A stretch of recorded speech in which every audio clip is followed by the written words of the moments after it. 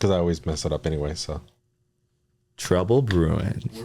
Dun dun dun. Always wanted an anime version of me. Yeah. I gave extra credit to students when I was doing online teaching for during COVID time, where if they drew an anime version of me, I'd give them extra credit. I was we were like doing anything to get involvement to be higher. Because was you a history teacher though? Yeah.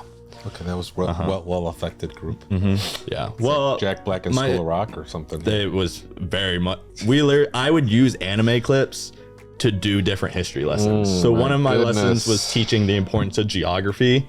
So I used scenes from Avatar. So we would look at like the air temple in Avatar, because it's like up in this mountain where it's hard to get. And I'd be like, what's the benefits of having this as your geography? And they would have to list all the benefits. And then it would be like, what's the downfall of this geography? It'd be like, you can't have farming land. It's hard to get water. It's a great lesson. Yeah. I still think it's one of my best lessons.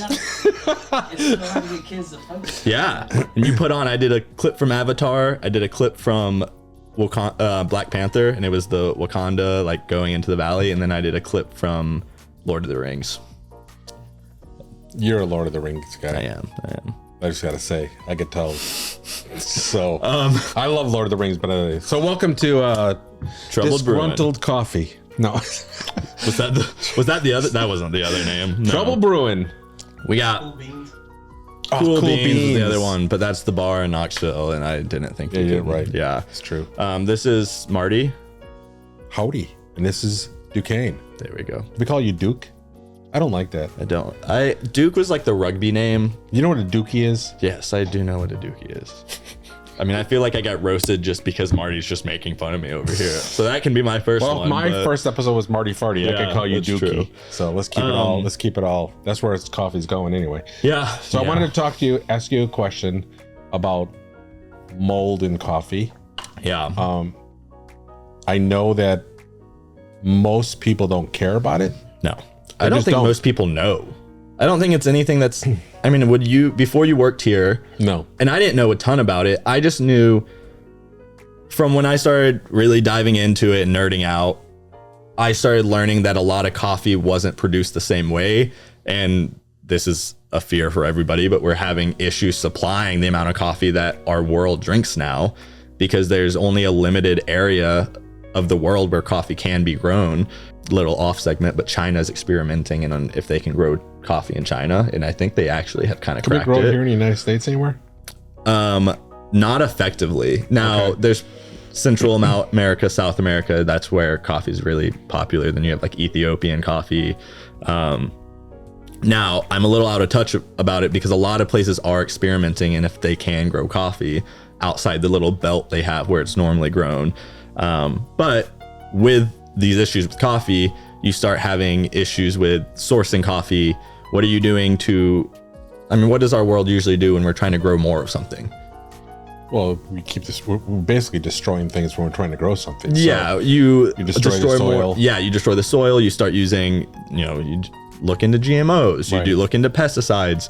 You look into all these things where maybe in moderation, depending on when it was used, it started off as a good thing. Well, and then, wasn't it a bug?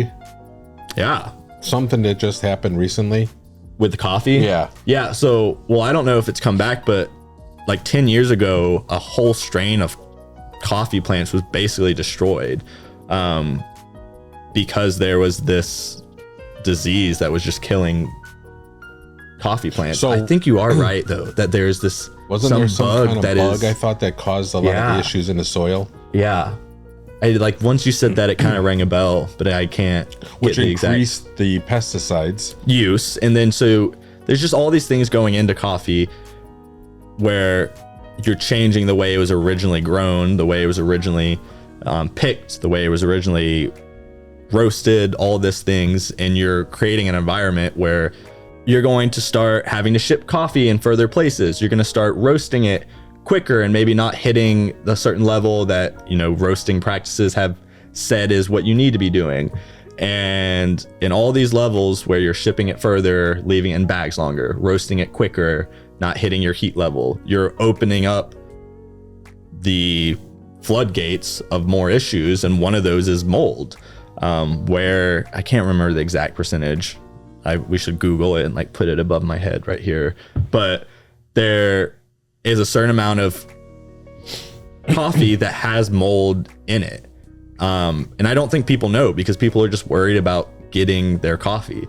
And if you're a company who's shorting how long you roast it, you're not going to be like, hey, I roasted it at 220. There might be mold in it. I mean, you're not going to test for mold either. 45% of coffee. 45%. Thank you, Drew. But I mean, that's a high percentage. I mean, think of all the coffee that is drank. I think it's higher than that, Drew.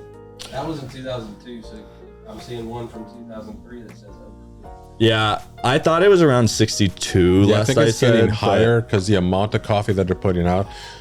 But we'll get better. But again, even if it's 40%, if I... Oh my goodness, they said, okay, so they said, this is when they first started trying to figure it Yeah. out in 2013. Yeah. They said that they estimated before they did a deep dive that 50 to 90% of all coffee sold in some form of mold or fungus. Which is scary to me. I mean, if you went into a room and picked out 6 people and were like, hey, you 6, you're drinking mold right now. You'd kind of be like, huh, that's not me. I'm not the part of the 6. Marty's part of the 6. But I mean, that's why now I'm going on a Rahm Roast spiel, but like, that's why the brand is special because we get, voice crack. We get third-party tested for mold so that we can say, hey, this is not us saying we have good, and again, good roasting, good growing practices. Those are all steps in the right direction. So if you're getting your beans from a well-sourced, well-respected roasting company, chances are you're good. So great, good for you. But by us getting third-party testing to show, that's just us taking an extra step to show, to reassure our customers or people who might be drinking it. So if something says coffee, it's organic, that doesn't mean it doesn't have mold in it. No. And I'm not saying organic coffee is bad. What I'm saying is there needs to be probably a better way for people to know if something's got mold in it or not. And this is maybe the second most often question I get. We got K-Cups as one. This is being, why are you not organic certified?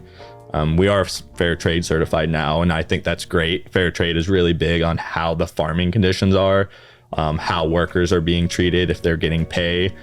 Fair trade coffee is sold at a certain rate, so that helps reaffirm, I guess, that workers are getting paid a wage they should, and that good farming is kind of being used there.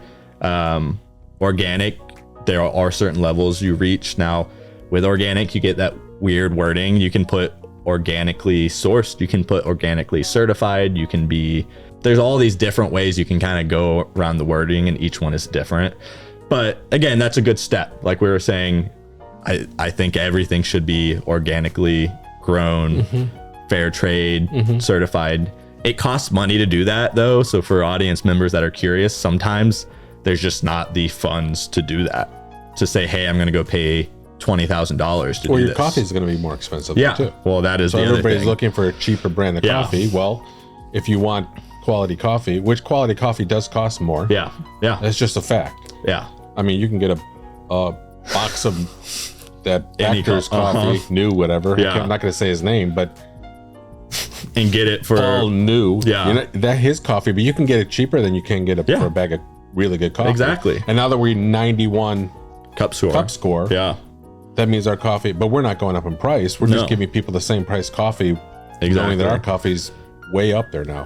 But I do think, like you were referring to before, there is going to be new ways of saying, hey, is this the coffee that meets all the requirements I want? And there's always going to be people that just want quick, cheap coffee. And they don't care because they're drinking 1 cup a day. It's not a big deal to them.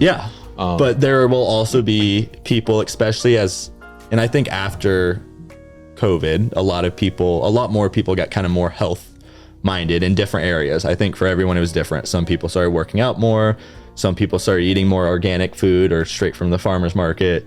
Some people started cooking more instead of eating it. So I think some people started doing supplements and vitamins. Everyone kind of had their different avenue. So you think, because things did change during COVID. And people got more aware of. I don't drink from water fountains anymore.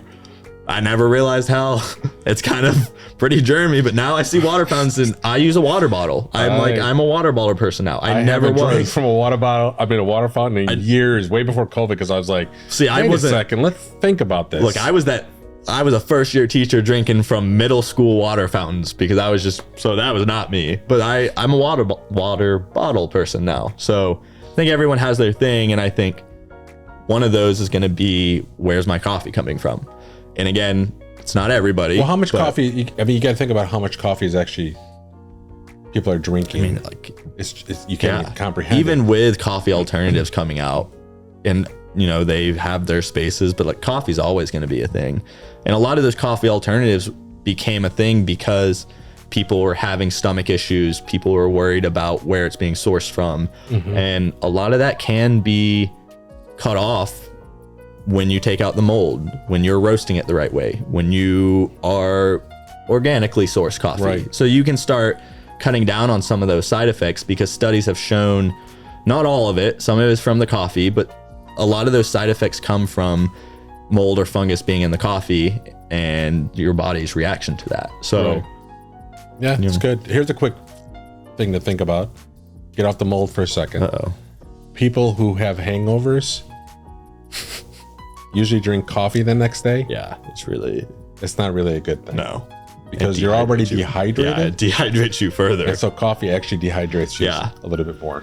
Yeah, I mean, you should drink water. Remember that out there. So that's not people think you can still drink your coffee, but if you're drinking your coffee, just say, I'm going to drink this to get out of the hangover. It's not going to do it.